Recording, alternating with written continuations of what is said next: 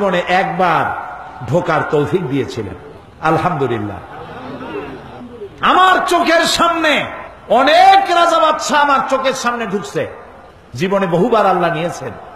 বাইরে দাঁড়ায় এতিমের মতো কাঁদছি যে আল্লাহ এই ঘরটার মধ্যে যদি একবার ঢুকতে পারতাম।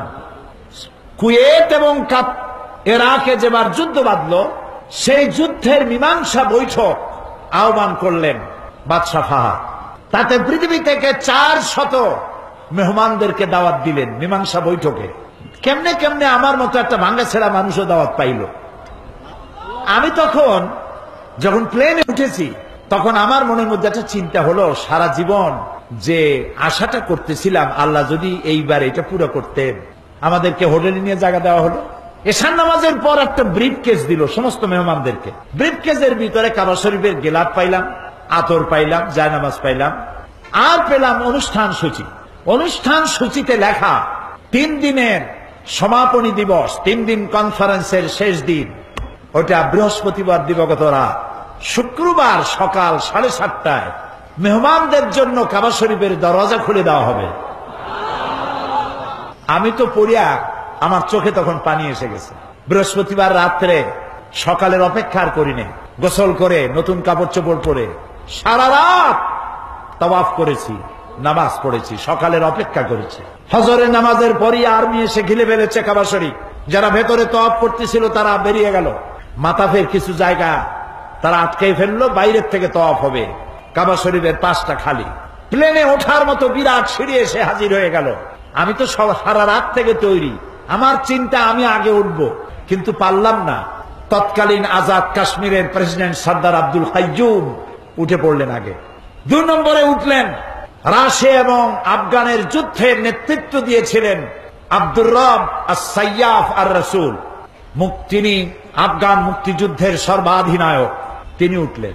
3 নম্বরে আল্লাহ তারে গোলামকে চান্স করে দিলেন। ভিতরে ঢুকে তখন তো আর কাবা একদিকে নাই, চারদিকে কাবা। চারদিকে দুরাকাত নামাজ পড়ে আল্লাহর ঘরের মাঝখানে সেজদায় পড়ে গেলাম। প্রায় আধা ঘন্টা জনমের মতো কাঁদলাম।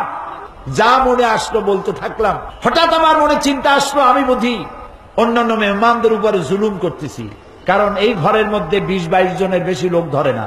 তা আমরা যত দেরি করব তাদের উঠতে তত দেরি হবে। তাড়াতাড়ি উঠলাম।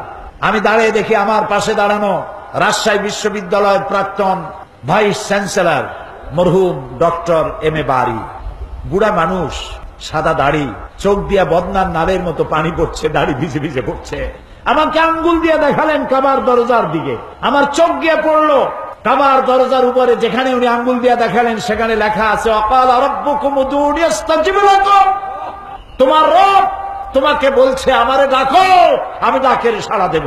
আমি আবারও কানলাম, আল্লাহ আমার কাম আমি করছি, এবার জবাব দেওয়ার মালিক তো তুমি। আল্লাহুম্মা লা তারুদ্দানা খাইবিন।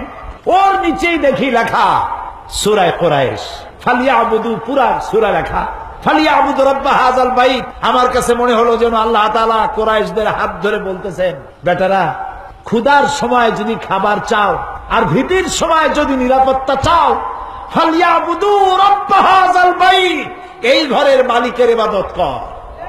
কোন ঘর? বাইতুল্লাহ। বন্ধুরা, আমাদের সকলের প্রাণপ্রিয় হুজুর দেলোয়ার হোসেন সাঈদী এখন আর আমাদের মাঝে বেঁচে নেই। তো চলুন আমরা সকলে তার জন্য একটু প্রাণ খুলে দোয়া করি। হে আল্লাহ, আমাদের সকলের প্রাণপ্রিয় হুজুর দেলোয়ার হোসেন সাঈদীর কবরটাকে জান্নাতে পরিণত করে দিন, আমিন।